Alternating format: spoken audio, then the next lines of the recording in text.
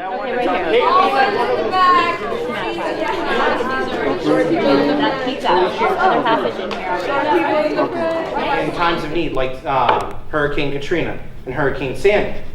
Other countries offered us aid in food and first aid supplies during Hurricane Katrina. So I think that we think, as the affirmative team, that we should help out the other countries that need the aid also. Those third world countries, the other impoverished countries, and those in time of need or civil war like Syria and other countries. Thank you.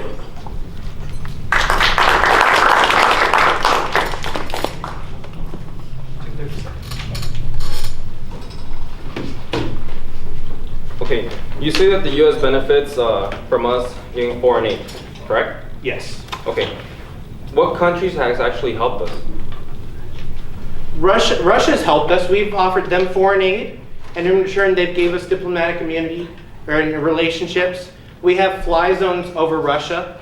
We can transport civilian planes carrying American citizens over Russia. Any specific treaties? Because you did mention treaties, correct? Yes. Okay, any specific treaties that actually, by us increasing foreign aid actually helps other countries?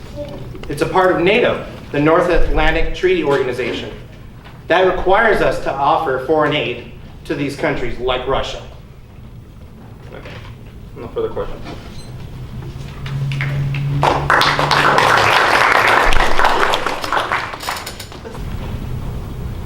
Hello? I am fascinated by my opponent's specific example of Russia as being a country that we've given foreign aid to and we have supposedly received good things from: diplomatic immunity, fly zones. This is interesting to me because I've actually interviewed a recipient of United States foreign aid. She got this foreign aid during the 90s when Russia was the Soviet Union. And she does not have a very positive outlook on this at all. As a matter of fact, this personal experience was terrible. This foreign aid that the United States gave the Soviet Union came in the form of food packed full of preservatives that wasn't fresh, that these people who live in an agrarian society or an agricultural society who know what fresh food looks like, they can tell that it isn't fresh food, and this foreign aid is an insult to them. It's demeaned with terms like Bush's legs. It's referred to as blue chicken because the quality is so bad. So no, I do not accept as truth my opponent's claim that somehow the United States foreign aid, specifically with Russia, and by extension to many other countries, is actually effective in improving foreign opinion. There are multiple other examples. In 2007, the charity referred to as CARE actually refused $45 million dollars from the United States federal government because this foreign aid was just so harmful. United States foreign aid in certain African countries came in the form of food in response to a famine, but when it arrived even months or a couple of weeks too late, all it ended up doing was bloating this food economy. It depressed the food prices so much that local farmers didn't make any profit and they couldn't sell crops the next year, thus making the problem even worse than the one-year famine. This was reported by Ramesh Thakur in an article titled "Poor Nations Often Do Better Without Aid." In the same article, he notes the example of the United States' attempt to improve roads in Tanzania. $2 billion was allocated to do this, and the problem did not improve. So the money we're putting into this is not being spent properly. It is not causing good, effective, positive change. We are not doing this effectively. We are making problems worse. We are worsening our image in other countries when we hand out foreign aid. This is unethical, and it's it doesn't benefit us in any way. It is both morally bad and tactically a bad idea.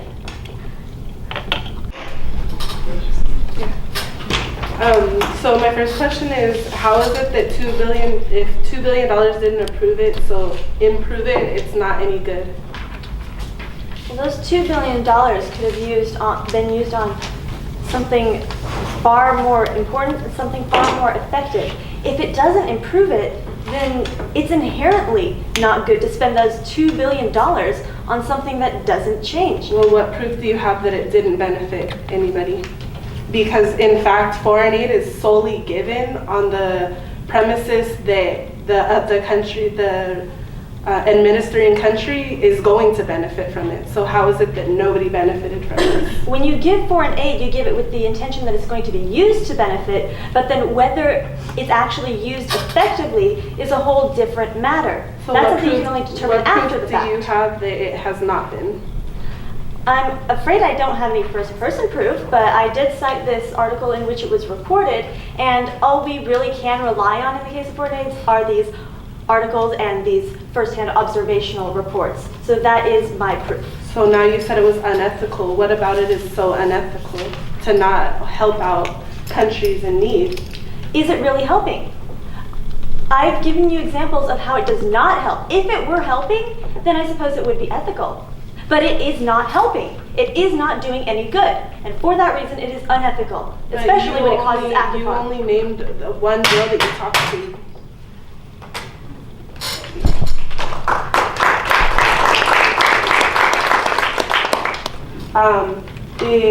My partner said that the U.S. is #1 in giving foreign aid, and as leaders of other countries look at us for sort of like guidance.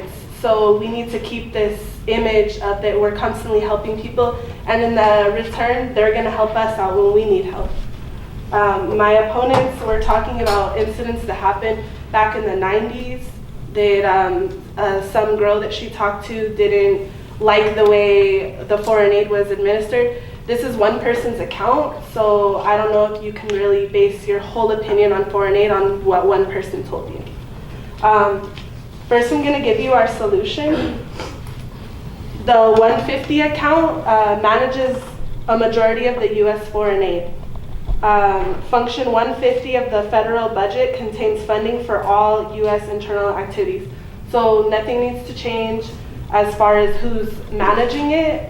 Just we need to focus on increasing it. We propose that the richest countries in the world, such as the United States, Canada, Japan, Australia, and the European Union, should donate 0.7% of their GNP, their gross national product, to extremely impoverished countries. And this comes from the BorgenProject.org. Written agreements will be written up and signed by each nation's leader, and if a country does not comply, there will be additional fines added. Over $663 billion goes towards military spending, so some of this money could be used to help other countries that need it. When it comes to foreign aid, it does benefit people. My opponents are telling you that it doesn't, but that's not possible. The whole point of foreign aid is to benefit the receiver as well as the giver. The USAID, the United States Agency for International Development, which was created by John F. Kennedy back in 1961, the agency's primary responsibilities are to administer this foreign aid to the countries in need. Countries will only administer foreign aid if they know that they will benefit from it. The U.S. benefits from giving foreign aid to other countries because most of the time countries economy and buy things from our country, which to return helps our country thrive. So to say that nobody benefits from it is not true. The most famous exchange of foreign aid, which was one of the first, is the Marshall Plan, also known as the European Recovery Plan, which came after World War II, and this was to help countries that were devastated by the war. And this was brought to you by History.com. The United States gave over $13 billion in the course of 9 years. Also, Jeffrey Sachs wrote a book in 2005 called The End of Poverty, and he stated in his book that the world could eliminate extreme poverty, which is making less than $1.25 a day, over the next 20 years if international aid to Africa was doubled within the next decade. And that was from povertyeducation.org. The United States has also benefited from receiving aid. In Hurricane Katrina, we got aid, and Russia was the first one to give us aid. So my opponent said that Russia hasn't helped, when in fact they were the first ones to offer food, clothing, other sorts of,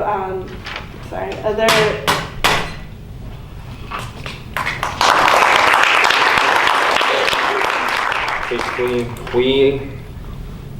we gain a lot by donating to other countries. They say that Canada, you basically stated that Canada, Australia, and US, they're such rich countries. Do you know that each one of them is in debt? Yes, but we still are one of the most top thriving countries in the world. Yeah, but do you know how much we're in debt with? Like, do you Yes. know how much each country is in debt by? Canada, Australia, all three that you named. You know that it's in $1 trillion, right? Right, I understand that. And you know that if we keep giving more money, how are we gonna basically lower our deficit that we owe? How is it benefiting us when we're just literally spending more money that we don't have? Well, in return, when we give this money, these people are gonna come back and buy US made products and put the money back into our economy. Okay, and where do we get that guarantee that the other countries are gonna pay us back? It's not about paying us back. We're giving this money away. It's not a loan. That we're giving them this money, and in return, they come to us and they buy. We sell them things. We sell them things for war, and that doesn't mean that we don't have any money. So you're basically, no, we're just saying right now, basically we're just giving them money for them to pay us back, right? And then we're gonna It's not say, to in pay us order back, for it's them, to help our economy thrive in the end. yeah, but in order for us to give, We wouldn't give them money if it wasn't gonna benefit us. foreign policy, security, and general welfare to the United States by assisting people in the world with efforts towards economic development, internal and external security, and the purpose that we want to help basic people.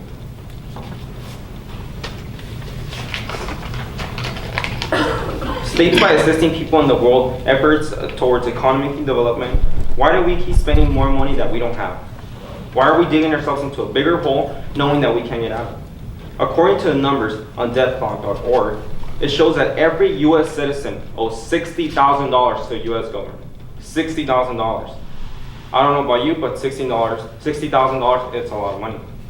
And it will only increase if we don't start managing our budget. Providing foreign aid assistance to other countries is a waste of resource by the United States. The purpose of the US budget is for the US to budget the money.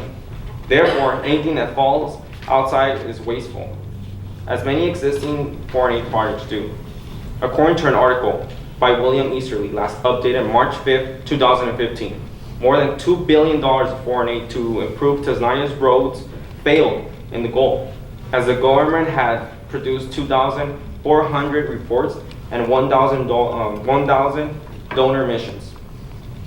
Governments simply do not have enough information to know what each dollar is best used for. Basically, how it works, the money goes towards the person that has the most connections. It never goes to the actual people that need it. Interfering with local politics is bad for other countries. It's supposed to be to help.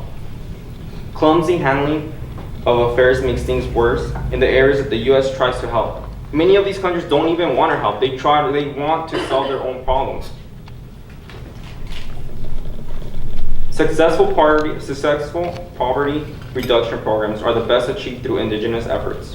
While policy distorting foreign aid worsens polite and the poor economies, even when countries want to help, it produces a polarizing overall negative effect. In 2015, 43% of the money of the US spent to Ukraine went to the peace and security. This is the kind of things that are perceived by Russia as picking sides is contribution to heighten the tensions of the overall violence in the region. Okay. So you claim that we're in debt, correct? Yes. So by this debt, we have no money. We have some money, but we're trying to lower the debt. That's the main base point. But we pay Social Security every year, and that increases to our citizens, correct? Yes. How can we afford to do this if we have debt and we can't afford to help the Social Security and the welfare of other countries? Because everything's categorized into different levels. We're trying to minimize each way and every possible, and the best way is to lower down foreign aid. So you also stated that it's a waste to give foreign aid to third world countries if that doesn't immediately benefit the United States? Yes. So feeding the impoverished and malnourished children of Africa is just waste? Basically, what I'm saying is a waste when it doesn't benefit us. You think we give money to other countries just because the United States are generous people? No, we do it because we want something in return. We want able to make profit out of their country. Now, you also stated that we gave foreign aid to Ukraine, correct? Yes. Is Ukraine not being attacked by Russia and trying to be brought back into the USSR? No, Russia is basically picking sides. That's what I said. And basically the US is picking sides too. So it's wrong for us to help those that need it. No, I'm just saying if it only is going to benefit us. So we should only...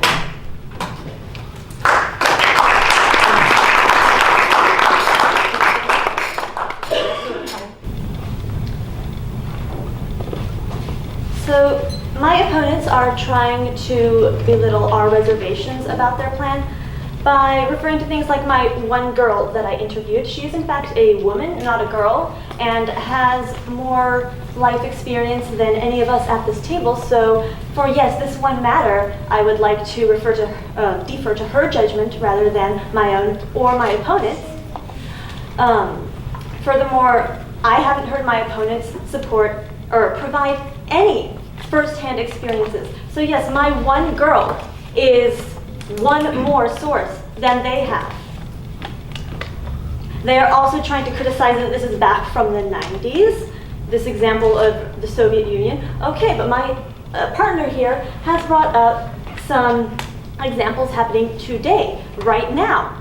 The United States should not be interfering in foreign politics where it does not understand the situation. Furthermore, the United States providing food, debt, goods, as my opponents listed off, does not benefit anyone. My opponents want it to benefit both the recipient and the giver, ourselves, but it does not benefit either of us. When the United States gives foreign aid, the way the United States does this, it only fosters dependency rather than independency. I'd like to quote an article published last year by Veronique de Rugy. Continued aid spending reinforces the perception that African governments are ineffective and makes it nearly impossible for them to break free from dependence on foreign help. The same is true in the personal example that I am able to cite, that my opponents keep trying to attack. In this situation, getting foreign aid is only perceived as insulting them. They cannot provide their own products. Oh, sorry. Okay. My opponents have gave first-hand anecdotal evidence, which it may be true, but may this also be biased? Sure. You could go and you can ask everybody, has the Affordable Care Act helped you? And people could say, yeah, I've got health insurance. And someone could say, no, I haven't. This is the worst thing ever. My health insurance went up. Does that mean that the Affordable Care Act should be repealed and no one is benefited, even though someone has obviously said that they are? Now, they also claim that if it doesn't help us, why should we help other countries? So if your car was broken down and you needed a jump start, I shouldn't just stop and give you some help. I should just keep driving down the road. You might be stuck there. You might not have a cell phone. I personally believe that we should be giving aid to those who need it. If your car is stopped, someone should offer to help you. My opponents also claimed that us giving foreign aid to other countries has caused an overabundance of farmers and they can't sell their products. But I've also stated that these countries are also going through famines. Now, if you have an overabundance of food, you can't be having a famine. If you have an overabundance of food, economics will tell you the prices will drop. If you have 10 corn and you need to sell it, you'll sell your corn for less. I'm going to leave finally with a quote from President Dwight D. Eisenhower. Every gun that is made, every warship launched, every rocket fired signifies in the final sense a theft from those who hunger and are not fed, those who are cold and not clothed. Thank you.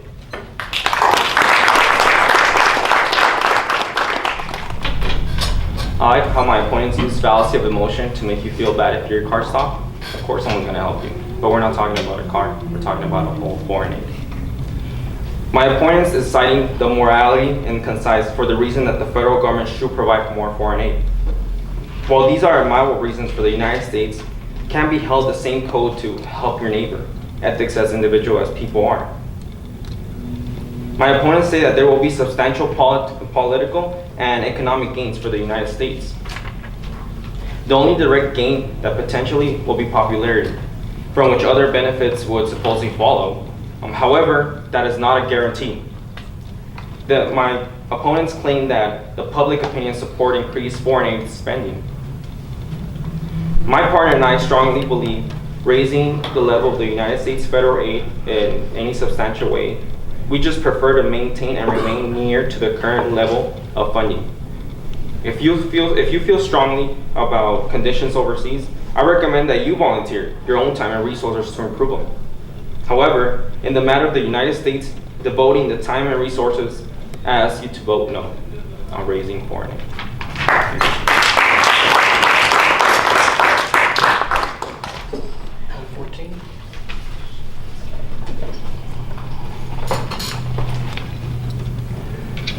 One of my opponents stated that we have no business getting involved with other countries, but in fact, foreign policy is completely at the discretion of the country. We get to decide what our foreign policy is as the United States, and we get to decide whatever involvement we want to get in whatever country we want to get involved in. That's why we do it. And I promise you, the United States would not get involved if they weren't getting something out of it. We're one of the most greediest countries. Why would we put our foot in something that's not gonna benefit us? In fact, when we needed money the most, other countries stepped forward and helped us. Over $75 billion helped us with the devastation of Hurricane Katrina. We'd be in more debt if we didn't get that help.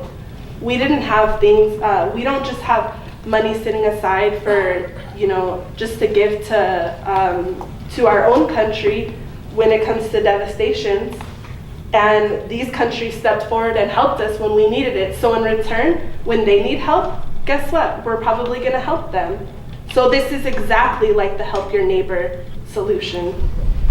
And the fact of us being in debt, we're only asking to raise it 0.7%. Do you know that only 1% of our GNP is set aside for foreign policy? 1% of our whole entire country's gross national income is set aside for foreign policy. And over $663 billion goes towards military expenses, and we don't even use it all. So how is it that we can't set aside 0.7% to help countries that need it? So when it comes down to us needing something, if there's a big earthquake that we're promised to have, who's gonna step in to help us if we're in so much debt? Thank you.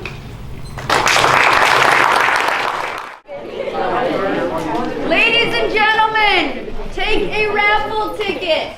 We will be announcing the winner after the final round. You must be here to claim your prize. If your ticket is drawn and you are not here, we will not save it for you.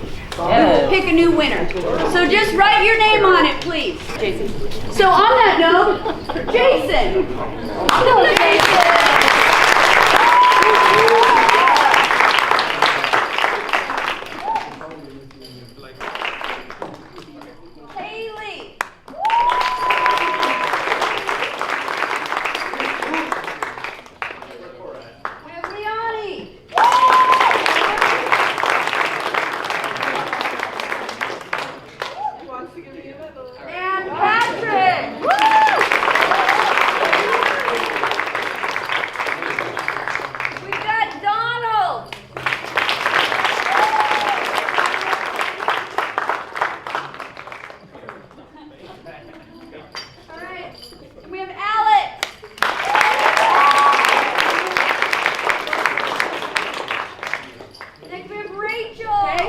This is the resolution.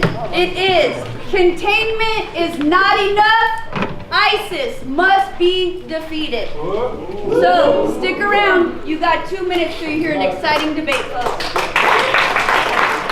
Containment is not enough. ISIS must be defeated. Containment is a military strategy to stop the expansion of an enemy. Defeating ISIS would require a different strategy that would end their hold on the territory they currently hold, as well as diminish their appeal to would-be jihadists. I will address the reasons why containment is not enough, as well as provide reasons as to why ISIS must be defeated. I will focus on the problems with our current containment policy, and my partner will go into more detail for our proposed solution. So far, we have failed at effectively containing ISIS. They are much more sophisticated, organized, and deeply set in their beliefs than any other terrorist group that we have encountered. We have been unable to stop their expansions and their attacks. ISIS is too well funded, and their purpose has been successful in recruiting would-be jihadists from all over the world. Their internet presence has been effective in recruiting and has enabled them to reach out to people that either travel to fight for them or are at risk of carrying out attacks in their own home country. Containment is not enough. ISIS must be defeated. Unlike any other terrorist group before them, ISIS is a self-funded organization. Containment has not cut off their access to their funding. Thus, it has been proven ineffective in stopping ISIS because they keep buying weapons and paying their soldiers. According to CNN Money article titled "Inside the $2 Billion ISIS War Machine," ISIS gets money from oil fields, mineral mines, and banks under its control. The article stated that ISIS makes $500 million from selling oil from oil wells and refineries they have captured. Although U.S. coalition airstrikes have severely crippled this source of income, ISIS has still has mobile refineries that produce about 500 barrels of oil a day. In addition to demanding an income tax from civilians living and working in their territory they control, ISIS also imposes a tax on almost everything. There's even a special tax on Christians called jizya. Altogether, ISIS collects $360 million a year in taxes. Containment has not worked so far. We are only giving them more time to recruit more people. More people have joined ISIS than those that have died fighting for it. According to the Huffington Post article titled "Have We Got ISIS All Wrong?" It is estimated that the coalition bombings have killed 4,000 to 5,000 fighters in the last months, but an estimated 6,000 foreign fighters have gotten into Syria in the same amount of time. Another Huffington Post article titled "How Many Americans Have Traveled to Syria to Join ISIS?" It stated that in February of last year, there were 20,000 foreign fighters in Syria. And according to New York Magazine, by September 2015, only 7 months later, ISIS had recruited 30,000 foreigners from more than 100 countries. It stated that the Pentagon estimates that the coalition has killed about 10,000 ISIS fighters, but ISIS is not having trouble replacing and expanding its forces, with an estimated 1,000 new recruits every month. This is the reason why containment is not enough. ISIS keeps growing, they have money, and we cannot possibly contain them at the rate that they're going. Thank you. My opponent stated that we have failed to contain them, so therefore we must continue to take matters to further eradicate this terrorist group. In our failures to contain them, do you believe that in more war, more people will die, yes or no?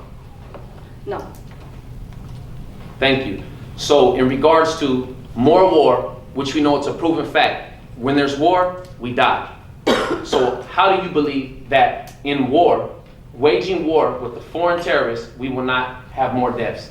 When the United States went into Iraq, they captured it pretty quickly and efficiently. There was a minimal amount of deaths. It wasn't until afterwards that the deaths occurred. So defeating ISIS would be quick and efficient. It would not prolong as containment has done and has killed more lives that way. So yes or no? This was already, measures to completely execute this has already been taken, but yet we still find those exercises that were taken to completely defeat them not correct, not worthy. Yes or no? So what was your question? Can you repeat that? My question is, if you're saying that more people have died in regards to the containment, if more people have died in regards to containment, how do you think that people are not going to die if we attack them? Like I said, we will be going in there efficiently. All right. Hello, everyone. My name is Angela Burton, and today I would like to first thank the judge and the gallery for allowing us to present before you all. And I would like to restate the resolution being debated. Containment is not enough, but ISIS definitely must be defeated. However, my opponent and I desire to actually refute that because we do not believe that ISIS should be defeated in the way that they say that they should. To begin. Now that I have refuted my opponent's points, I will provide solid reasons as to why the resolution that they presented should not be adopted. I will focus on the reasons why, which is because of the Truman policy, which is actually set in effect to combat communism, and also because there are negative effects that also come with declaring war. To begin, I would like to refute some of my opponent's statements. They said that, that containment hasn't worked, but I didn't hear any factual evidence that proved what exactly containment was and how it did not work. There was no factual evidence stating that there are reasons or that there is something that that proves that that did not work. Now, also, just to present my contentions, I would like to start by addressing the fact that the Truman policy was established to help prevent worldwide communism. ISIS, of course, we know is ruthless in their approach, and they gain momentum from preying on weaker countries. However, the Truman policy was set in motion to combat it from continuing. The policy emerged at a time when Eastern Europe was under the military and increasing in political control of the Soviet Union. When the Western European countries appeared to be wobbling from their democracies, that's where this Truman legislation appeared, to actually help this country to understand that they don't have to stand alone because they do have support. According to EuropeanHistory.com, the United States foreign policy introduced at the start of the Cold War that they aimed to stop the spread of communism and tried to keep it contained and isolated within its current borders. Otherwise, a domino effect would occur where if one nation became communist, the surrounding ones would follow. According to foreignpolicy.org, declaring war with a country based on emotional rationale is not necessarily a good reason because it is very expensive and a very expensive way to challenge hostile regimes. A containment strategy allows the U.S. government to selectively decide where to apply its scarce resources and personnel, especially considering that a lot of these countries are also, even America, is in a deficit. Furthermore, it is considered a time-honored approach to smart war-fighting strategies. In accordance with foreignpolicy.org, containment is well in effect today, restricting countries such as Iran from obtaining the ability to grow as a regional power. And the U.S., along with the United Nations Security Council, have organized multilateral coalitions against Iran's nuclear power program and support to violent extremist organizations. The country has also taken hits as a result of organized sanctions and is currently surrounded, talking about the Middle Eastern countries, also surrounded by U.S. military forces, bases. Doesn't that sound effective? That we have our people stationed all around these countries to protect and help to serve? Next. Declaring war on ISIS can cause us to lose allies and lose allegiance with these countries. War isn't always the answer when more effective.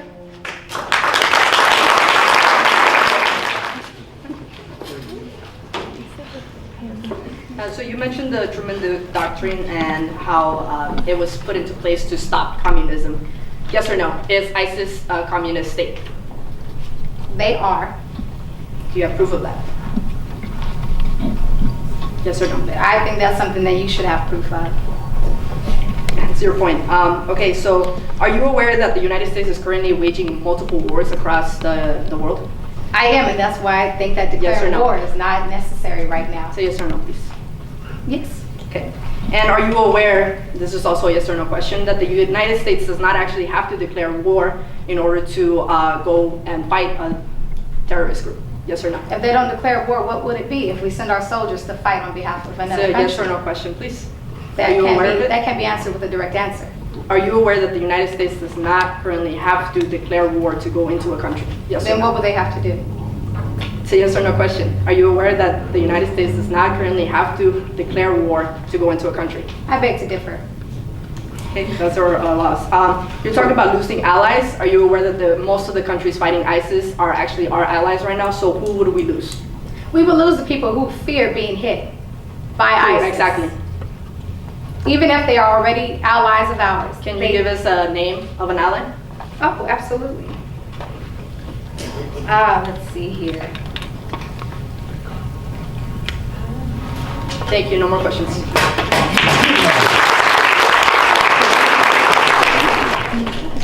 I want to thank all you guys for being here. Today we are debating that containment is not enough. ISIS must be defeated.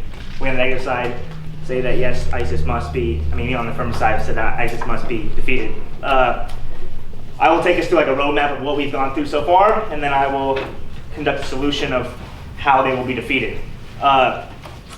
The negative side is stated that the Truman policy was to prevent communism and that negative effects happen when you start a war, and that containment is in effect today and is working. Us on the affirmative side say that ISIS is self-funded and that we are giving them more time to recruit by just containing them. Our solution concludes of that the Iraqi military forces and local militias fighting ISIS are not organized or trained enough to fight the ISIS military, whose deep convictions motivate them to fight with everything they have, which is why we need to employ a different strategy other than containment. We need to defeat ISIS.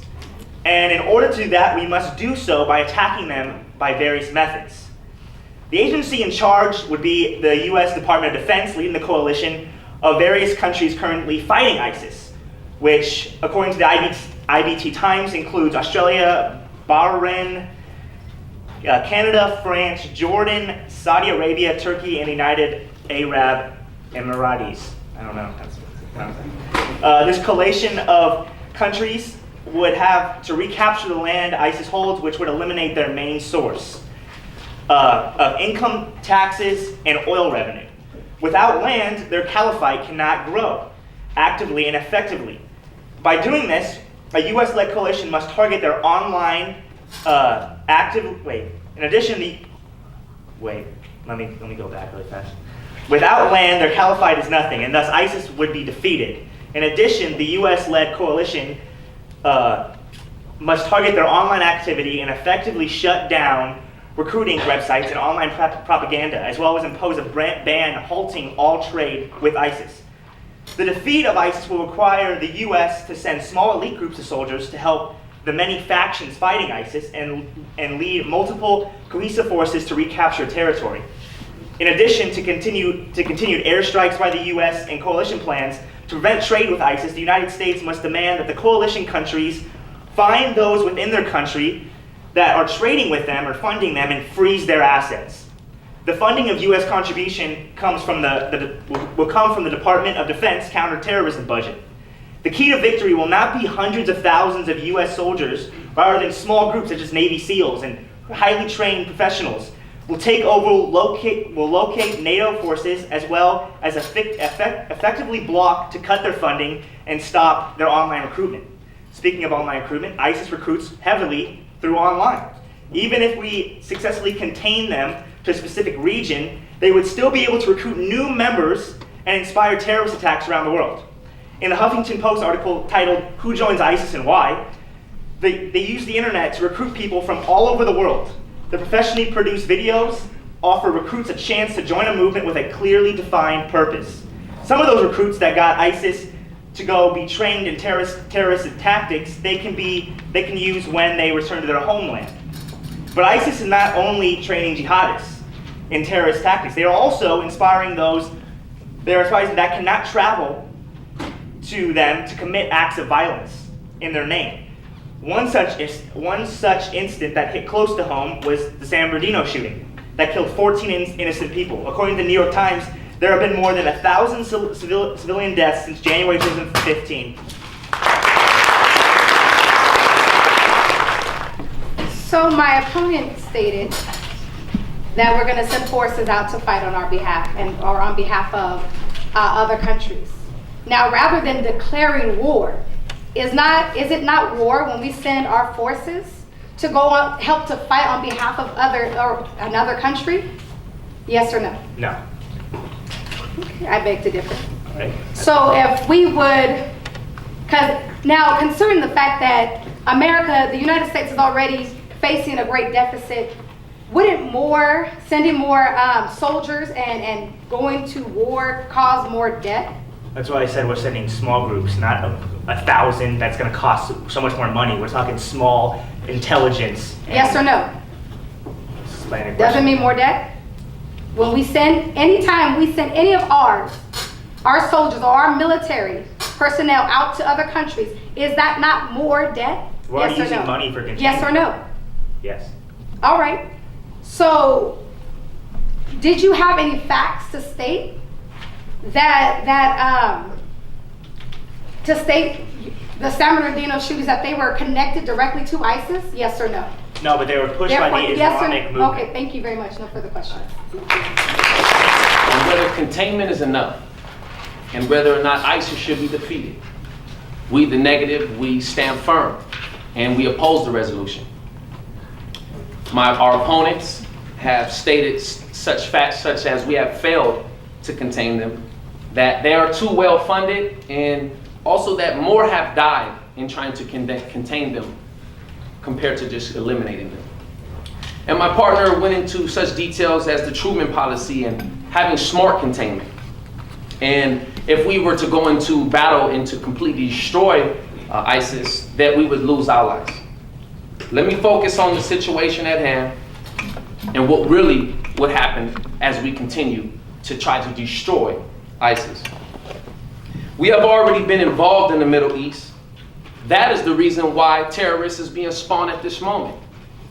That is the very reason why we find ourselves in battle, in war, and losing lives in an attack now. It is impossible to impose our will on ISIS and think that they're not going to respond in such a manner that would try to destroy us back. According to WSW.org, Biden actually touched on the dirty secrets of America and how essentially the creation of the United States and its allies formed a civil war in Syria against the government and President Bashar al-Assad. Now, because we imposed our will in the Middle East through supplying the means of civil war, what we are doing in containing them, we cannot further extend our will and place troops in order to achieve our goal. What we are doing in containing them so they do not gain momentum is the best and most crucial choice. Now, according to Elite Daily, ISIS wants to establish a global Islamic, their established global Islamic-based belief, and they will kill anyone in their way. So by taking further actions to continue to wage war, this will give them the exact opportunity to have bigger targets, to have a greater opportunity to destroy us as a people. They have no care for us as a people. They have no care for our families. We give them the opportunity to take us out, and they will. I'd like to explore the options of sending troops into the Middle East to defeat ISIS. In sending troops in, we would start another war. And according to Brown's University, coastalwar.org, an estimated cost of the United States was $2.2 trillion in 2001. Since 2001. You cannot make any further progress than the status quo without declaring war in the Middle East. According to Iraq body count, it is an estimated civilian death count of 147,000 to 167,000. Will we be willing to continue the deaths? Will we continue the killing and the slaughtering of innocent lives? If we go through waging war on ISIS recklessly to dethrone Assad, it could lead to even a greater issue. Infowars.com states that ISIS militant use in Turkey has brought us to a point where we declare war on ISIS. Conflict arises elsewhere with supporters such as Turkey and those allied with them. There is a much greater threat here. It will provide us with an opportunity to be attacked and start even a Cold War or even a Third World War.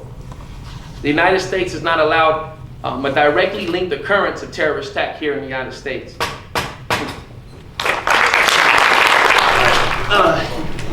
You stated that we're going to start another war, correct? Yes or no? Yes. Do you believe that the war on terror has ever ended? Yes. You do. All right. What exactly are we doing to contain them? As of right now, Yeah. in containment, according to the Allight Daily, where ISIS, they had established their state, and they wanted to kill us at any chance. And by us not going into their territory and attack them, it has caused less civilian, less American soldier lives. And because of that, we have not spent more money in war, and therefore we have saved money and also. All right, thank you. You say that just going in, we're declaring war, right? Yes or no? No. You said that if we put in troops into a country, that's declaring war. That's war. If we use tactical force. I never stated that. Well, your partner did. So you're against your partner now. So you're asking me what my partner said? I'm asking you that you guys are the affirmative side, so the negative side, so you guys obviously agree on everything that you guys are debating. So what is the question? Your partner said that if you bring troops in to a country and you use tactical force, that is war, correct? If yes? they were brought in for war, yes. All right. You said Assad was the leader of ISIS? Yes or no? No. All right. After hearing this debate and hearing both sides, I must say that in my rebuttal, that whether my opponents admit to it or not, the moment that we send our U.S. soldiers to fight on behalf of any other country for any other reason, regardless if we call it declaring war or not, it makes America an enemy. And it makes us at war with our opponent. Might I add that it will also cost. And it will mean that will require more resources of us, U.S. citizens. And it will cost even more concerning taxes and everything that we stand for, because of the fact that we have to pay to send our soldiers to another country. It is never free, because there's a lot that we must provide for them while being out there. And with others already at war, with other wars already in effect, can we really stand here and say that it won't do more harm than good? And as I stated, containment doesn't mean that we don't want to see ISIS put down or stopped. But it means that we are trying to find a strategy, and that we have come with a strategy that is used selectively to decide where our scarce resources, seeing that we too are once again in a deficit, and personnel are going. According to a famous, reputable author of the book called The Art of War, Sun Tzu said, "To fight and conquer in all of your battles is not supreme excellence. But supreme excellence consists in breaking the enemy's resistance without fighting." There is a way to overcome. And if I could come up with a strategy, and if we could come up with a strategy, understanding the heartfelt concerns from our U.S. fellow citizens.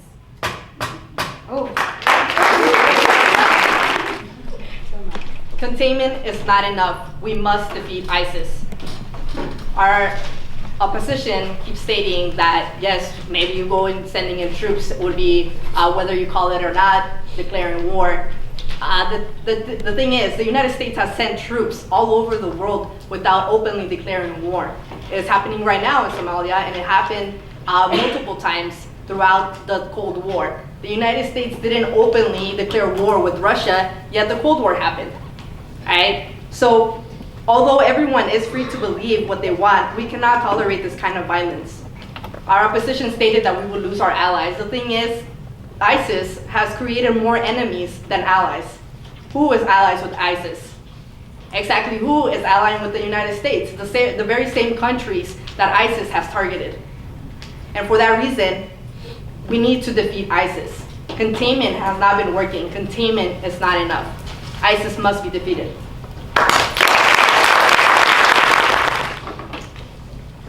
We, the negative, strongly oppose the resolution. ISIS has been contained. We have not had any encounters here on the United States specifically, indirect war waging on other countries where we are allies with, yes. Where they're weaker to pull us in and draw us in so that our funding and our troops may go out and they can weaken our economy, they can weaken our dollar. But no, the bigger picture here is, are we gonna find and allow ourselves to be in the same position where war has caused our loved ones and our families to go out and risk their lives, give their lives, not for a cause in which our country is being attacked, or our country is finding ourselves in a position where we have to stand and fight, but for others. For others, do we want to continue to allow ourselves to go deeper into a debt, go deeper into a loss and account of deaths for our people? No, we must not. My opponent continued to restate that we have failed, and that because they're too well funded, and that there's more individuals that have died in this process. But in fact, as she stated, that we are going throughout the world sending troops out. Sending troops out to do what? To commit war, to go into war. And since there's troops all over the world that have been sent out, we have noticed that just that, because ISIS is all over the world, they cannot be defeated entirely. Therefore, containment will stand. Therefore, our dollars that are being spent and the lives that are being lost, they will be set in order to be saved. And we will continue to stand on our position as containment, being great enough for us to continue as Americans and be satisfied, continue as Americans and be satisfied in our position as world leaders. Thank you. I want to thank you guys all for being here again. My opponent still has not really described what exactly we are doing to contain them, since terrorist attacks are still happening to this day all over the country, and many lives are still being killed. Let me give you an example. Pearl Harbor, we were isolated from that war in World War II. We did not. We were in the back and not doing anything. We almost waited for someone to put us in that war. Why should we wait for ISIS to get bigger for them to do the same to us what the Japanese did to us? And you're probably thinking they're not good enough to do that. We don't know that. ISIS cannot be contained because its very foundation is an idea, and you cannot contain an idea. ISIS must be defeated. That's it. Debaters were eligible for this. The last round had nothing to do with it. So if you are in my debate class, you know what we do. We pound on the desk, we make a lot of noise, and we have some fun. So I would like that. So the winner of the Golden Gavel Award is, let me hear it, Angela Burke.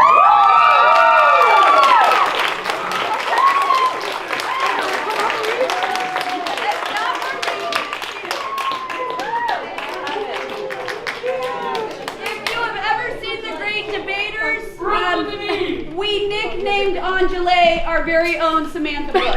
If you've seen it, you know. All right, so in the debate, this is how we announce it. We say both teams, we give our drum roll, then I say who the winner is. So in the debate between Mason, Veronica, Angela, and Maurice,